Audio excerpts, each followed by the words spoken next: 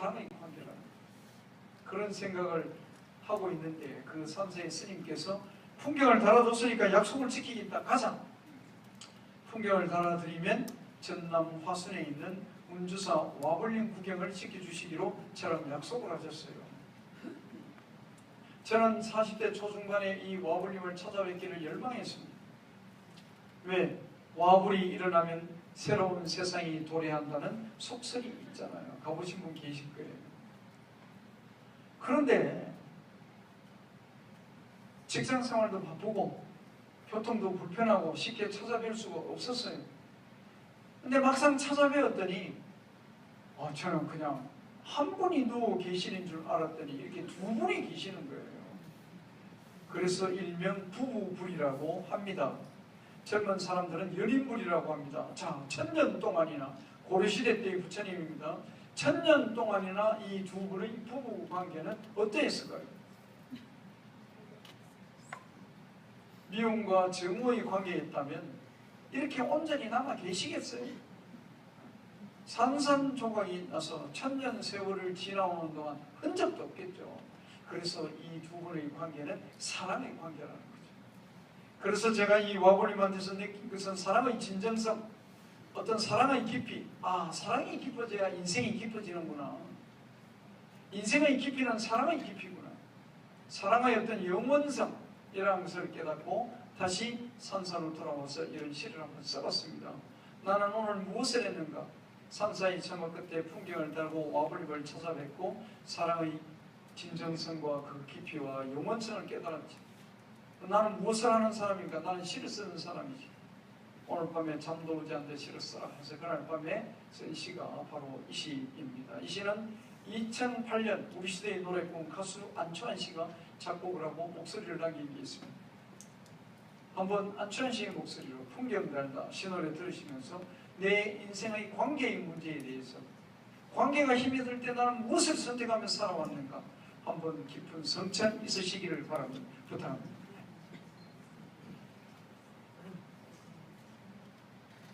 그냥 클릭.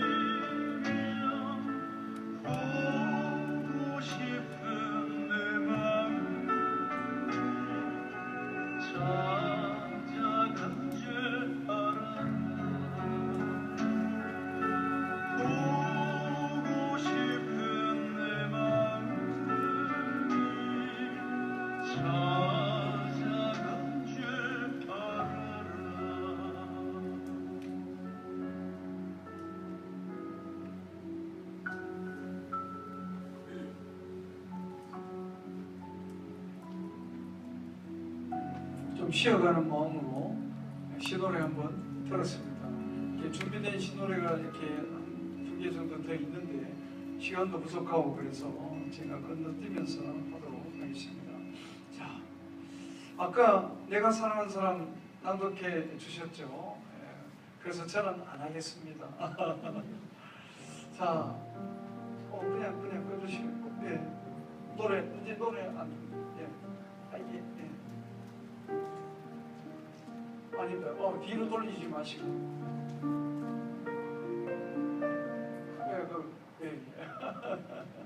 쭉 앞으로 올라가셔서, 내가 사랑하는 사람, 그 다음 화면 부탁드립니다. 제가 했습니다. 이건 제가 할 수 있습니다. 예, 됐습니다. 예. 자, 저는 어떤 사람을 사랑한다고 그럽니까? 나는 자기의 그늘과 눈물을 사랑하는 사람을 사랑한다고 얘기하는 시예요.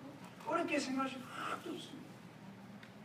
그러면 여기에서 그늘과 눈물의 의미, 한번 파악해 볼 필요가 있는 거예요. 어떤 의미일까요? 그늘의 의미. 두 가지로 생각할 수 있습니다. 우리가 다른 사람의 그늘이 되어준다는 것은 무엇이 있어야 됩니까? 마음속에 사랑이 있어야 되죠. 그렇죠. 그래서 여기에서의 그늘은 어떤 사랑의 충만을 의미할 수도 있습니다. 내가 네 그늘이 돼줄게, 내가 네 울타리가 돼줄게. 사랑이잖아. 그리고 또 혹시 여러분들은 이런 경험 안 하셨어요? 저는 40대 초중반에 제 친구들이 저한테, 야 오승아, 네 얼굴에 요새 그늘이 많아. 뭐 힘든 일 있어? 이렇게 묻는 거예요. 그럼 여기에서의 그늘은 무엇을 의미합니까? 힘든 일, 즉 고통을 의미합니다. 이 두 가지를 생각할 수 있는데, 사랑과 고통. 근데 저는 여기에서 이야기를 고통의 의미를 보다 더 강조하고자 합니다. 자, 저는요, 내 인생에 왜 이렇게 그늘이 많노? 내 인생에 왜 이렇게 눈물이 많노? 내 인생에 그늘과 눈물이 좀 없었으면 좋겠다. 이런 생각을 요즘도 간혹 할 때가 있습니다. 그런데 생각해 보십시오. 그늘이 없는 인생이 어디 있습니까?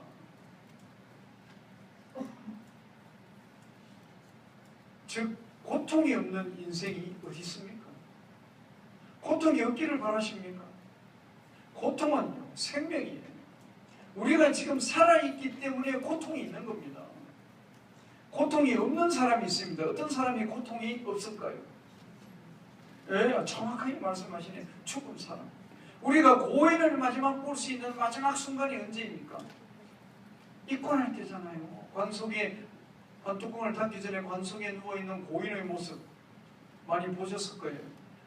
오랜 병고에 시달리다가 돌아가셨다 하더라도, 얼굴은 깡말라 있고 무표정하다 할지라도 관 속에 누워 계신 그 모습은 편안해 보이는 거예요. 아무런 고통이 느껴지지 않아요. 저도 수없이 관 속에 누워있는 고인을 입관할 때 만났습니다. 왜 그럴까요? 삶의 고통에서 해방되었기 때문에 그런 거예요. 그래서 고통이 없습니다. 누가 고통스럽습니까? 그 고인을 보고 있는 살아있는 내 산자들이 고통스러운 거예요. 고인이 고통스러운 화장을 어떻게 합니까? 못하죠. 그렇죠? 어떻게 땅속에 묻을 수가 있습니까? 못 묻죠.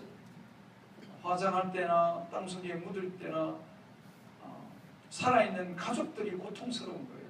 그래서 우리가 살아있기 때문에 고통스러운 거다. 그래서 내 인생에 고통이 없기를 바란다는 것은 내가 죽기를 바라는 거라는 거죠. 그래서 내 인생에 고통이 없기를 바라서는 안 되고 내 인생의 고통을 이해해야 된다는 거죠. 그 어떻게 고통을 이해할 수 있을까? 그거 어려운 일이죠. 그냥 다행히 우리보다 인생을 먼저 살다 간 선생들께서 고통에 관한 좋은 말씀들을 많이 남겨놓으셨는데 그 중에서 한 몇 가지만 살펴보도록 하겠습니다. 모든 색채는 빛의 고통이다. 독일의 시인 괴테가 이런 말씀을 남겼습니다. 빛이 없으면 생명도 존재할 수 없죠. 동시에 이 세상은 무채색의 세계가 됩니다. 지금 남쪽에서 피는 벚꽃, 지금 곧 논산에도 산수유가 피겠죠. 벌써 폈습니까? 그 산수유의 연노란 꽃빛이 무엇에 의해서 형성됩니까? 빛에 의해서 형성되는 겁니다.